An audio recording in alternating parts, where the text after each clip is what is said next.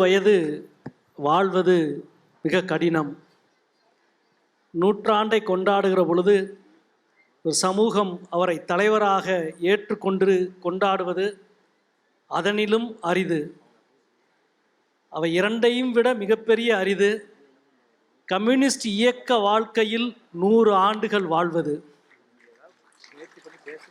Communist இயக்க வாழ்வில் தலைவர்களாக இருப்பது. தலைமை பீடத்தை தகர்ப்பதிலிருந்து தான் ஒரு கம்யூனிஸ்டின் முதல் பணியே துவங்குகிறது.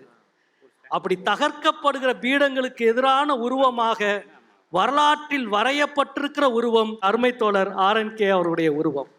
இந்த கரங்களை பற்றி கொள்வது வரலாற்றின் குருதியை பற்றி கொள்வதற்கு சமம்.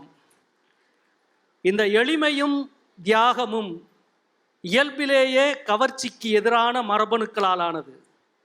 சருகுகள் காற்றில் பறப்பதைப் போல கடினமான பாறைகள் காற்றிலே பறப்பதில்லை என்று ஏக்கப்படக்கூடாது. பாறையிடமிருந்து நாம் கற்றுக்கொள்ள வேண்டியது அதன் மகத்தான உறுதி மட்டும்தான்.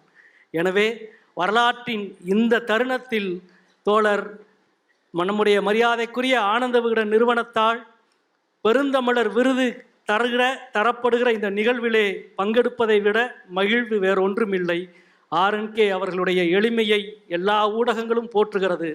அந்த எளிமைக்கு பின்னால் இருக்கிற கோட்பாடு தான் RNK.